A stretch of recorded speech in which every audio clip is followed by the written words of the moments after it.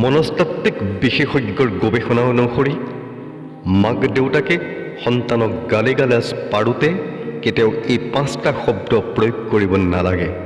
এই 5টা কথা বা শব্দ যদি আপুনি প্ৰয়োগ কৰে, এয়া আপোনাৰ বাবে ঘাতক হৈ পৰিব পাৰে। ইয়াৰ পৰিণাম আপুনি ভুগিবলগীয়া হ'ব পাৰে। প্ৰত্যেক পিতৃ মাতৃয়ে নিজৰ সন্তানক ভাল মানুহ হিচাপে গঢ়ি তুলিব বিচাৰে। সন্তানক সংস্কাৰ আৰু অনুশাসন শিকোৱা পিতৃ মাতৃৰ দায়িত্ব। সেয়ে শৈশৱৰ পৰা সন্তানক শুদ্ধ আৰু ভুলৰ শিক্ষা দিয়া খুবেই প্ৰয়োজন। কিন্তু শৈশৱৰ ধৰ্মই হ'ল ভুল কৰা।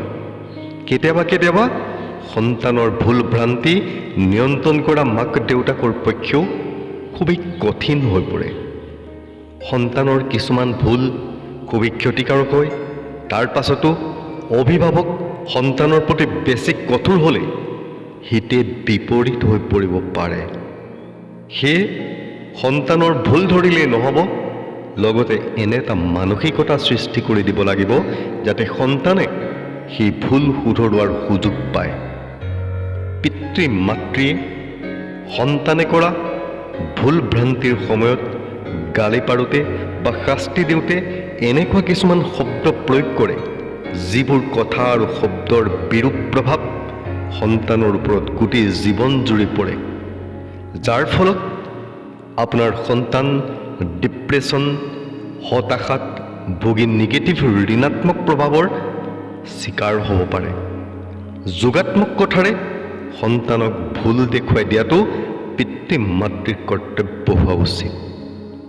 মনস্তাত্ত্বিক বিশেষজ্ঞৰ গৱেষণা অনুসৰি মাক দেউতাকে সন্তানক গালি-গালাজ পাৰোঁতে কেতিয়াও এই 5টা শব্দ প্ৰয়োগ কৰিব নালাগে। এই 5টা কথা বা শব্দৰ বিষয়ে আজি আপোনালোকক ক'বলৈ লৈছোঁ। মনত ৰাখিব, এই 5টা শব্দ সন্তানক গালি পাৰোঁতে পিতৃ মাতৃয়ে কেতিয়াও প্ৰয়োগ নকৰিব।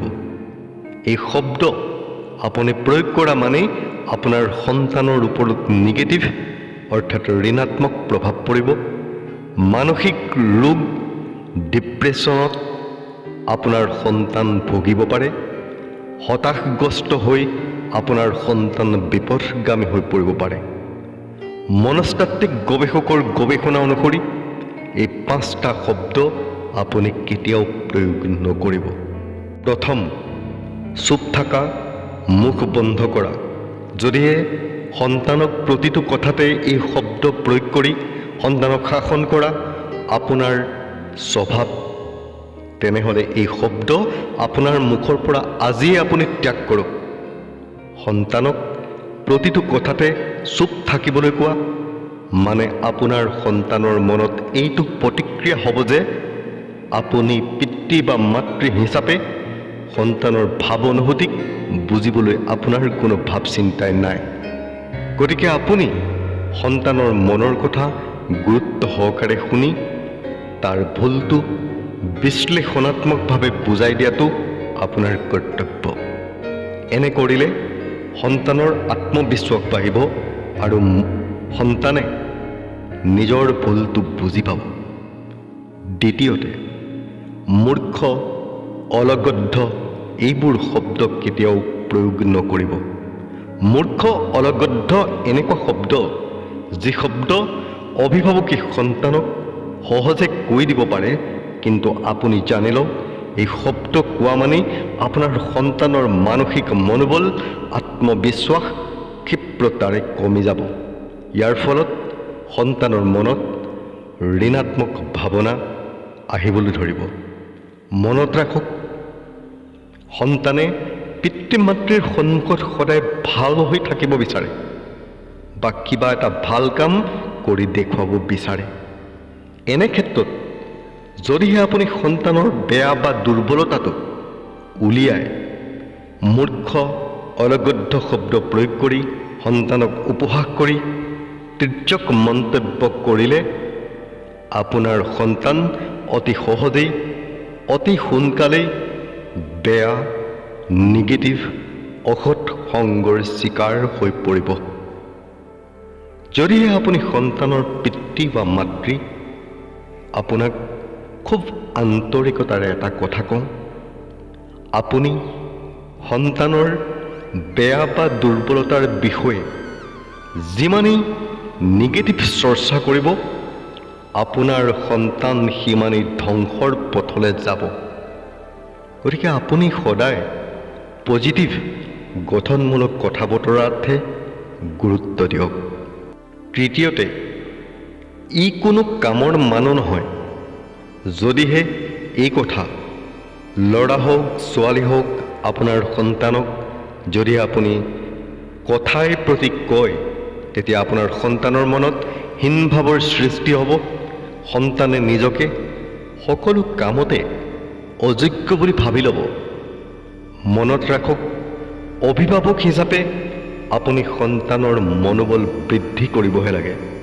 সন্তানৰ মনোবল নাশ কৰা আপোনাৰ উদ্দেশ্য হ'ব নালাগে। আপোনাৰ প্ৰতিটো কথাতে যাতে সন্তানৰ মনোবল বৃদ্ধি হয় আৰু সি জীৱনৰ প্ৰতিটো জটিল সময়ৰ সৈতে মোকাবিলা কৰিব পাৰে, তাৰ প্ৰতি লক্ষ্য ৰাখি কথা কোৱাৰ প্ৰয়োজন। চতুৰ্থতে, সন্তানক কেতিয়াও বহুত শকত, বেছি ক্ষীণ এইবোৰ কথা কৈ সন্তানৰ ব্যক্তিত্বৰ দুৰ্বলতা প্ৰকাশ নকৰিব। এয়া কৰিলে আপুনি প্ৰথম সন্তানৰ আত্মবিশ্বাস ধ্বংস কৰা হ'ব। পঞ্চমতে, খং ক্ৰোধৰ বশৱৰ্তী হৈ আপুনি কেতিয়াও সন্তানক জ্ঞাতে অজ্ঞাতে তোমাক মোৰ ভাল নালাগে, মই তোমাক ভাল নাপাওঁ এনেকুৱা কথা কেতিয়াও নক'ব। অভিভাৱক হিচাপে আপুনি এনেকুৱা কৰিলে সন্তানৰ হৃদয় ভাঙি দিয়া হ'ব আৰু সন্তানে অকলশৰীয়া অনুভৱ কৰিব। সন্তানৰ ক্ষেত্ৰত আপুনি অবাঞ্ছিতভাৱে যদি কেতিয়াবা এই কথা বা শব্দ প্ৰয়োগ কৰে, তেতিয়াহ'লে এয়া আপোনাৰ বাবে ঘাতক হৈ পৰিব পাৰে।